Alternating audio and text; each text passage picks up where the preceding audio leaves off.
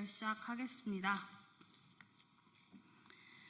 이재명 정부의 1호 가족정책은 생활동반자법 제정이어야 합니다. 생활동반자법 22대 국회에서 반드시 제정합시다. 안녕하십니까. 기본소득당 대표 국회의원 용혜인입니다. 기본소득당은 오늘 21대 국회에 이어 22대 국회에서도 생활동반자법을 당론으로 발의합니다. 우리 사회에서 가족의 형태와 의미는 빠르게 변화하고 있습니다. 1인 가구는 가장 보편적인 가구 형태로 자리 잡았고 110만 명이 넘는 국민이 법적 가족이 아닌 친구와 연인 그리고 동료와 함께 살아가고 있습니다. 국민 10명 중에 7명이 혈연이나 혼인 여부와 상관없이 생계와 주거를 공유하면 가족이라고 생각하고 국민 10명 중 3명은 결혼하지 않고도 아이를 낳고 기를 수 있는 사회를 꿈꾸고 있습니다. 그러나 전통적 가족 중심의 낡은 법과 제도는 현실의 다양한 가족들을 포용하지 못하고 있습니다.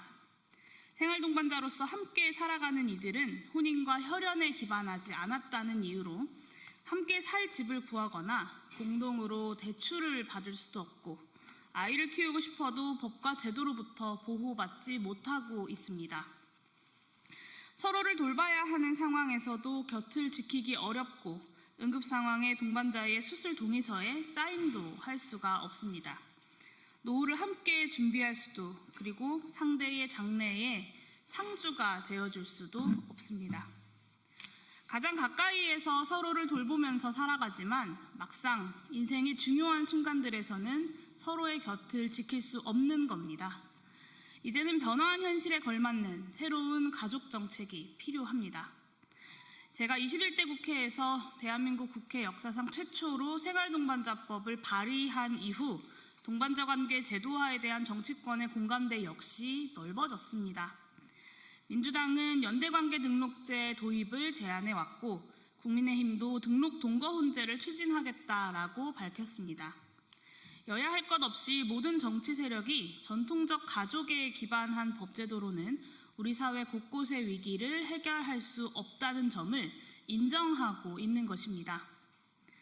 그러나 이성 커플만을 대상으로 한 등록 동거혼제로는 서로를 돌보며 살아가는 친구 가족 그리고 황혼을 함께 보내려는 노인 가족의 존엄을 지킬 수 없습니다. 의료, 돌봄 그리고 장래에만 한정된 연대관계 등록제로는 비혼 가족 그리고 사실혼 가족이 겪는 주거의 불안과 복지 사각지대 문제를 해소할 수 없습니다. 다양한 가족의 존엄을 폭넓게 보장하려면 특정 영역에 대한 지원을 넘어서 가족정책의 근본적인 틀을 바꾸어야 합니다. 이미 서로를 돌보면서 살아가고 있는 모든 가족들에게 사회 전 영역에 걸친 법적 권리를 반드시 보장해야 합니다. 그래서 생활동반자법 제정이 꼭 필요합니다. 생활동반자법은 성년인 두 사람이 상호 합의에 따라 생활을 공유하고 서로 돌보는 관계를 생활동반자 관계로 규정하고 혼인에 준하는 권리와 의무를 부여하는 법입니다. 생활동반자법에는 생활동반자 관계 역시 기존의 가족관계와 같이 사회 전 영역에서 법적 권리를 보장받을 수 있도록 민법을 비롯해서 총 25개 법을 함께 개정하는 내용이 담겨 있습니다. 생활동반자 관계인 두 사람은 함께 살 집을 구할 때 국가의 지원을 받을 수 있고 아이와 같이 살기 위해 출산과 입양을 선택할 수 있고 아이를 기르고 돌보는 데에 필요한 휴가를 쓸 수도 있습니다. 아플 때 서로의 곁을 지키면서 중요한 결정을 내릴 수 있고 사회보장제도의 울타리에서 노후를 함께 준비할 수 있으며 평생을 함께 해온 이의 마지막 가는 길 상주가 되어줄 수도 있습니다. 생활동반자법은 보금자리를 구하고 가족이 되는 첫 순간부터 사랑하는 이의 품에서 눈을 감는 마지막 순간까지 삶의 중요한 순간마다 빈틈없이 서로를 돌볼 수 있도록 사회 전 영역에 걸쳐서 폭넓은 권리를 보장하는 그런 법입니다. 생활동반자법은 민주정부의 약속을 실현하는 지름길이자 윤석열 정부가 후퇴시킨 가족정책을 복구하는 출발점입니다. 문재인 정부는 4차 건강가정기본계획을 발표하면서 혈연과 혼인 중심의 가족 정의를 확대하겠다라고 약속했습니다. 그러나 이후 들어선 윤석열 정부가 이 계획을 폐기하며 세상 모든 가족을 포용하는 사회로 만들겠다라고 하는 민주정부의 약속은 수포로 돌아갔습니다. 새로운 정부는 윤석열 정부가 후퇴시킨 가족정책을 바로잡고 지연된 민주정부의 약속을 이행해야 합니다. 생활동반자법은 다양한 가족들의 법적 권리를 보장해 가족의 정의를 실질적으로 확대하는 가장 효과적인 대안입니다. 오늘 원민경 여성가족부 장관 후보자의 청문회가 열립니다. 새로운 정부의 1호 가족정책은 생활동반자법 제정이어야 합니다. 원민경 후보자가 인사청문회에서 생활동반자법 제정 논의에 적극 협력하겠다라는 의지를 분명하게 보여주시기를 기대합니다.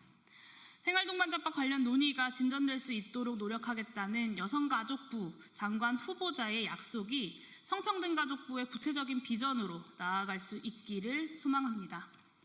아울러 여야 모든 정당들에도 촉구합니다. 21대 국회에서 역대 최초로 생활동반자법이 발의가 되었지만 가족을 해체하고 출생률을 저하시킨다라고 하는 근거 없는 왜곡과 폄훼로 인해서 생산적인 토론이 이루어지지 못했습니다. 22대 국회는 달라야 합니다. 전통적인 가족에 기반한 기존 법제도의 한계를 인정하고 이미 우리 사회에 존재하고 있는 다양한 가족들을 적극적으로 지원하기 위한 현실적이고 또 진중한 논의를 시작해야 합니다. 국회 차원의 조속한 심사와 또 적극적인 협력으로 이번 정기국회에서 생활동반자법이 빠르게 논의되고 통과될 수 있기를 바랍니다. 이제는 정부와 국회가 힘을 합쳐서 모든 가족이 차별 없이 존중받는 그런 대한민국의 미래로 나아가야 할 때입니다. 기본소득당은 22대 국회에서 생활동반자법이 반드시 제정될 수 있도록 최선을 다하겠습니다. 감사합니다.